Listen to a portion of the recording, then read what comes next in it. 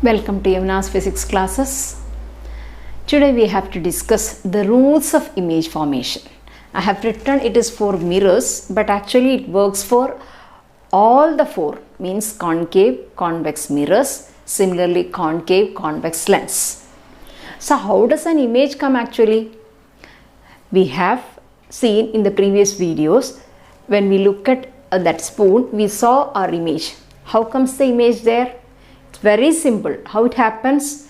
Some rays are going from the object, that's me itself or myself, and that light rays which are going from my object, this is the object, so as it is going, it meets the sum of the rays meet to a point, or they get intersected to a point, and that point appears as the image.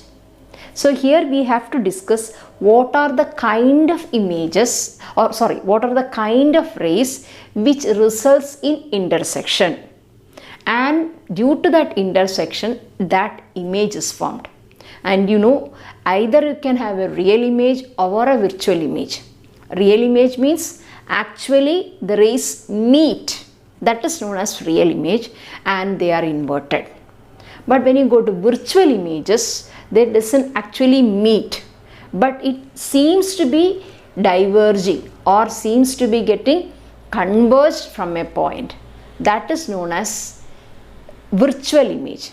That is usually diminished and moreover inverted.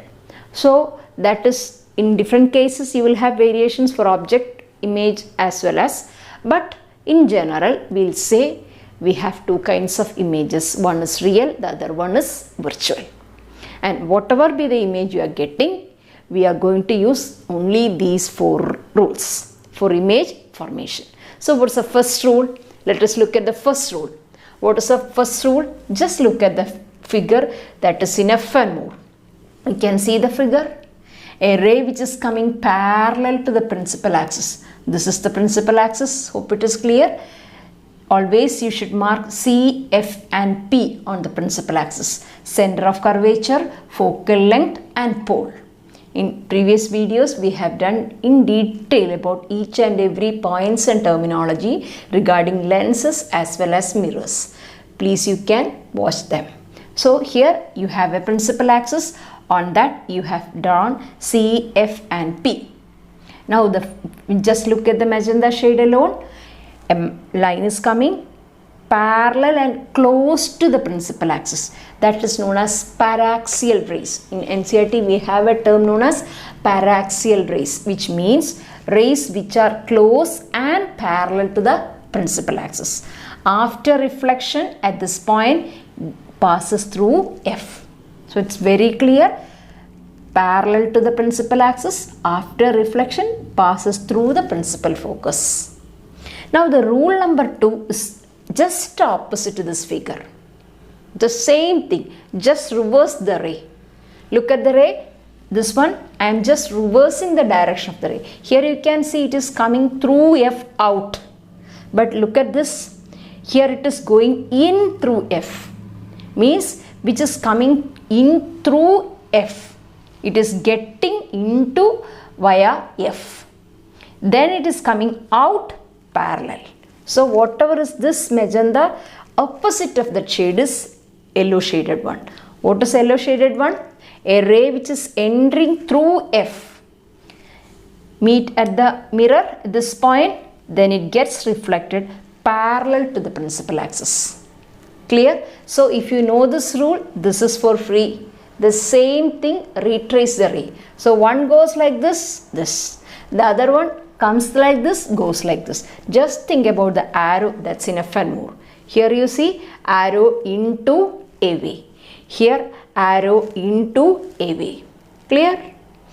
Third rule. What is the third rule? Third rule shows that if a ray is entering through C, what about C and the mirror? How about the C and the mirror? What is C? C is nothing but the center of the sphere of which the mirror is a part. So for sure, a line from C to the mirror means it's a radius. And radius is always perpendicular to the mirror surface.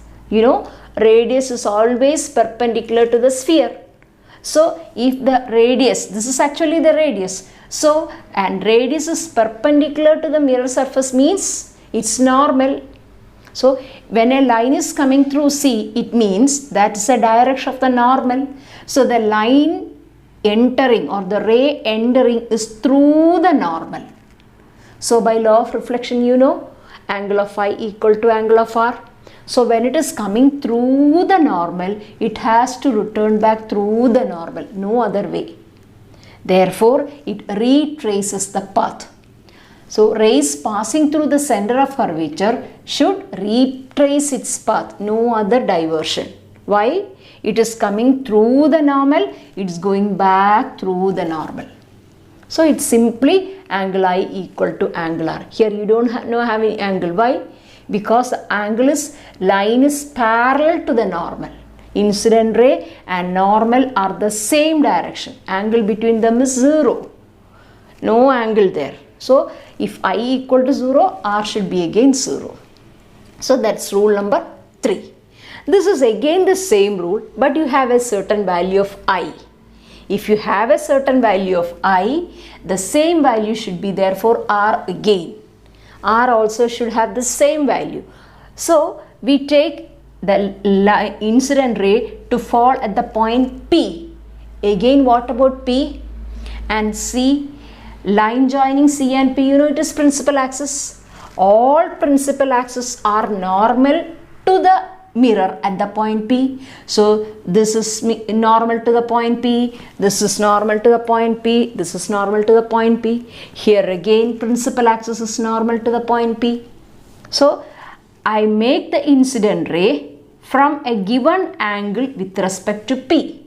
So whatever be the I here, the same should be the R here. So look at the ray, we give importance not to the angle, to the ray.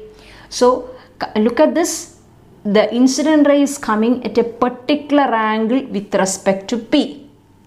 So it's falling to the point P. You know, angle of incident ray, reflected ray and normal at the point of incidence lie in the same plane. That's again law of reflection. So they are lying in the same plane.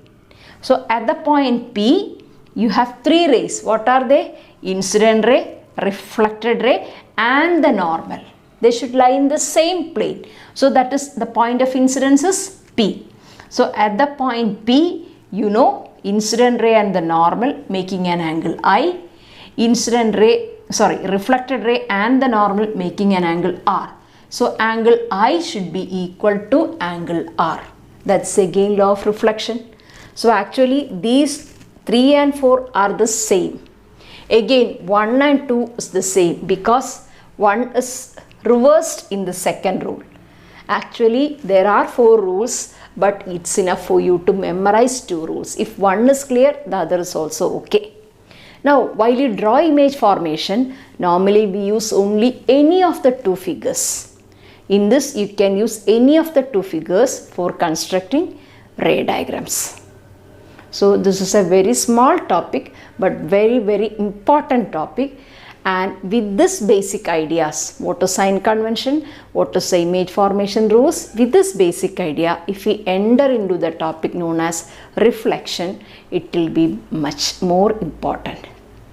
This topic is actually more important than the forthcoming sessions. So thank you for listening. Thank you.